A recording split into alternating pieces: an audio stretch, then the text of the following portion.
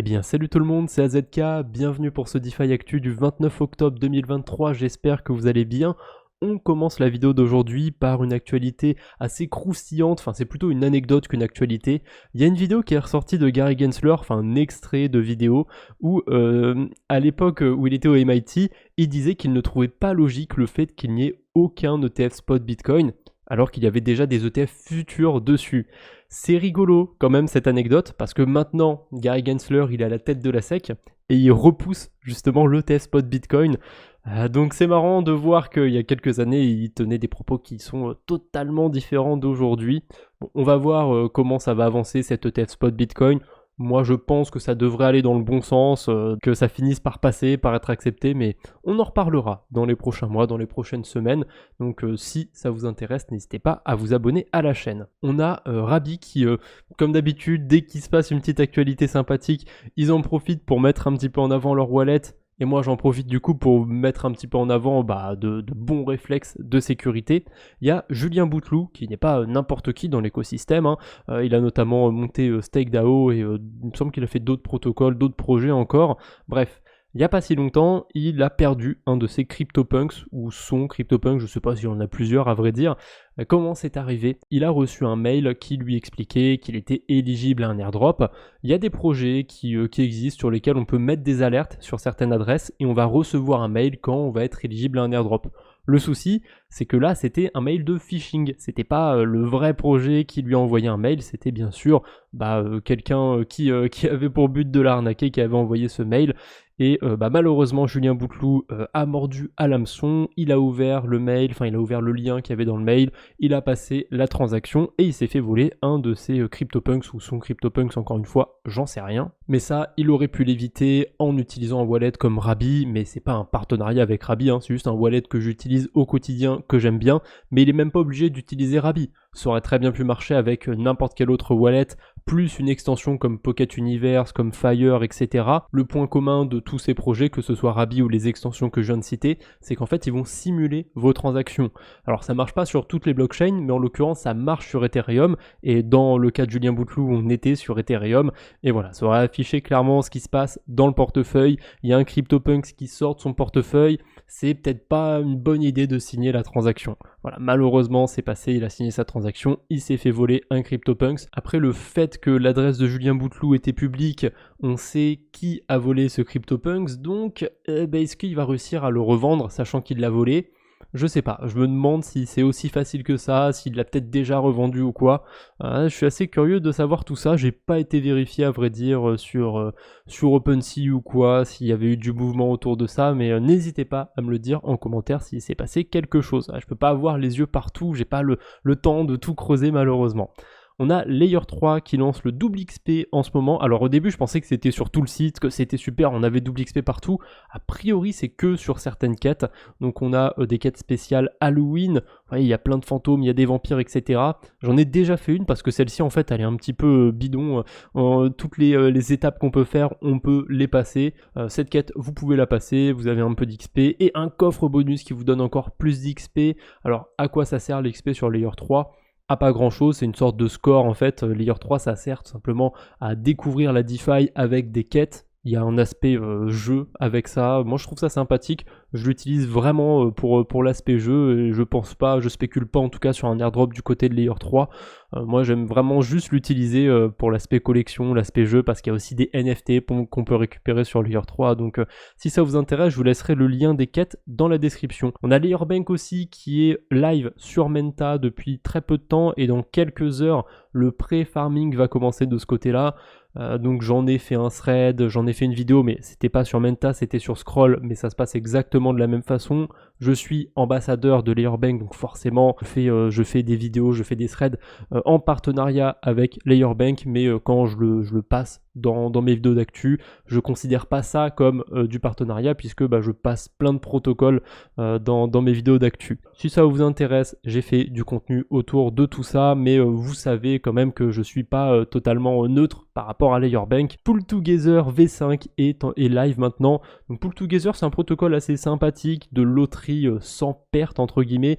En fait, tout le monde met ses USDC dans un pot commun, les USDC vont générer des intérêts et en fait, au lieu de donner une partie proportionnelle de ses intérêts, il y a un tirage au sort qui va être fait tous les jours et du coup, si vous avez de la chance, vous pouvez gagner un petit peu le pactole. Bien évidemment, plus vous déposez du SDC, plus vous avez de chances de gagner. Donc généralement, les adresses qui gagnent le pactole, ça va être les adresses qui ont mis beaucoup du SDC sur Pool Together.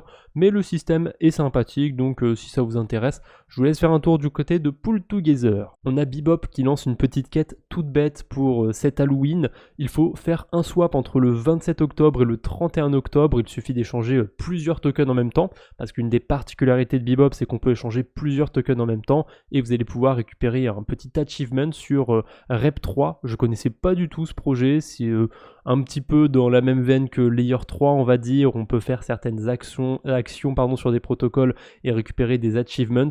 Bon, je sais pas ce que ça donne, mais si ça vous intéresse, si vous utilisez de temps en temps Bebop, voilà, n'hésitez pas à réclamer cet achievement. J'ai déjà fait une vidéo sur Bebop. C'est un deck qui est assez intéressant. Ils n'ont pas de token non plus, donc ça peut quand même valoir le coup de faire un petit swap pour aller réclamer une petite récompense, même si elle est juste cosmétique, et en même temps farmer l'airdrop de Bebop, si tant est qu'il fasse un airdrop un jour. Là c'est que de la spéculation bien évidemment. On a Merkly qui partage ça, ils ont lancé un truc sur leur site qui est très intéressant, ça permet tout simplement de déployer un token ou un smart contract sur la blockchain Scroll. Donc c'est tout con, vous vous rendez sur le site de Merkly, on a un petit bouton Deploy a Contract juste en bas, et ça vous permet de déployer un contrat sur la blockchain Scroll. Alors c'est pas gratuit, vous voyez que ça peut coûter 2,5$ pour lancer un token et 30 centimes pour lancer un contrat basique, mais pourquoi ça a un coût? Parce que ça demande de passer une transaction sur la blockchain.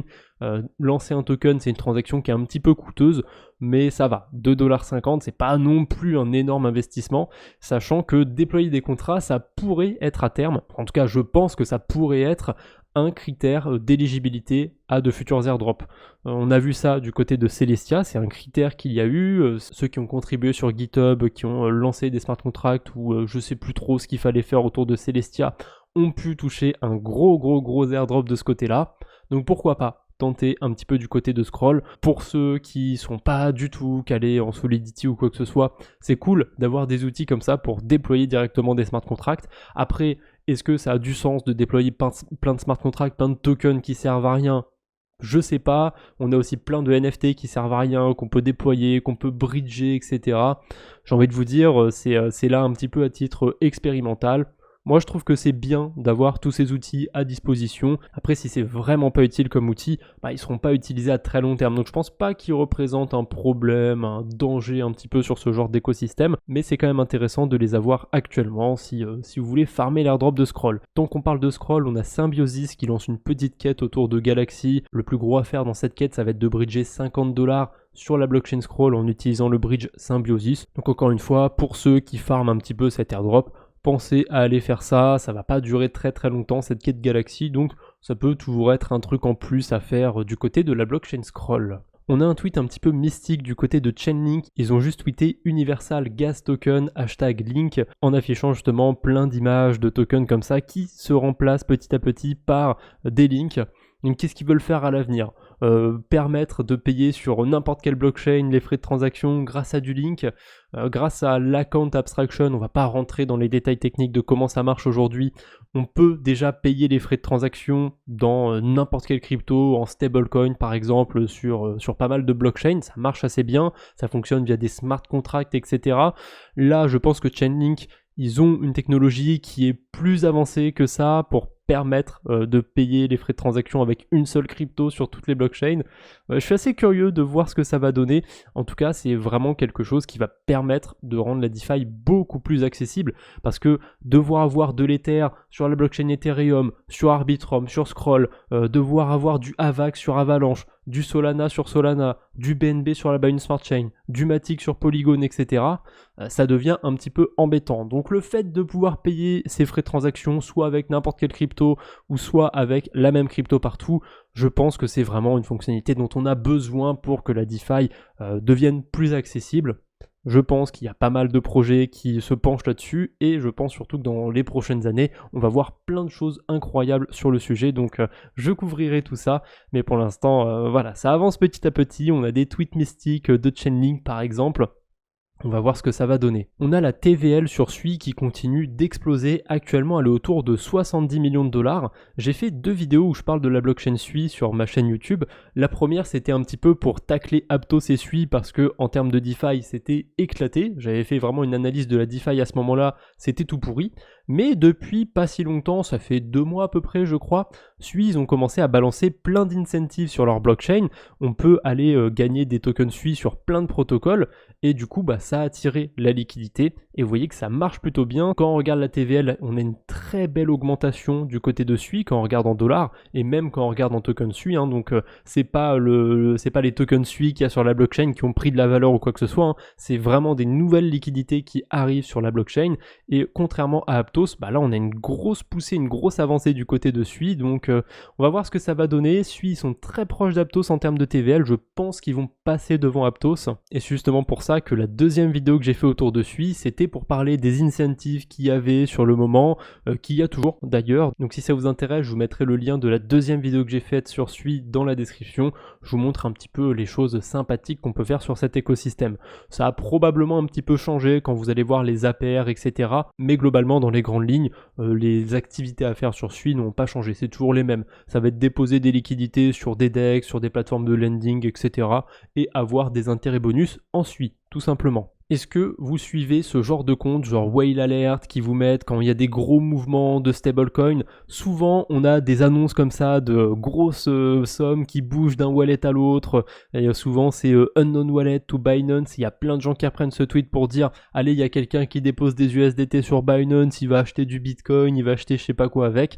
La plupart du temps, si c'est pas quasiment à chaque fois, c'est pas des transactions qui sont faites d'une adresse random de quelqu'un vers un exchange pour qu'il achète des cryptos.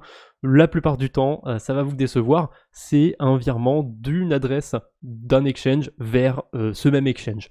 Et pour le coup, là, ça ne déroge pas à la règle. La transaction, on peut la retrouver sur Tronscan et il y a déjà des tags en fait sur Tronscan, donc c'est vraiment absurde que le compte Whale Alert ne sache pas que c'est 2 adresses de Binance. Et en fait, ils ont tout simplement fait un transfert d'un hot wallet vers un cold wallet. Et ça m'étonne que Binance ils aient autant d'argent sur un hot wallet. Il y avait quand même 500 millions de dollars dessus. Il n'y a pas très longtemps, il y a Coinex, il y a Stake qui se sont fait hacker. Ils avaient des fonds sur un hot wallet, les clés ont été compromises, mais il y avait 40-50 millions, il n'y avait pas 500 millions. Alors, on est d'accord, Stake, Coinex, c'est des petits projets à côté de Binance, même si Stake, ça n'a rien à voir puisque c'est du gambling. Mais voilà, Binance, ils se baladent avec des sommes incroyables sur leur hot wallet, ça me termine. Bon, maintenant, on va dire que c'est de l'argent qui est un peu plus sécurisé parce qu'il est passé sur un cold wallet, mais ouais, c'est assez impressionnant de voir ce genre de mouvement du côté de Binance. Donc je pense que s'ils peuvent se permettre d'avoir autant d'argent sur un hot wallet, c'est que ça va pour eux. Après, peut-être que je me mets le doigt dans l'œil parce que FTX, si je dis pas de bêtises, ils avaient même pas de cold wallet. Pour terminer cette vidéo, on a un petit rappel de farmer qui nous dit de ne pas oublier de farmer occasionnellement le potentiel airdrop de ZK Sync.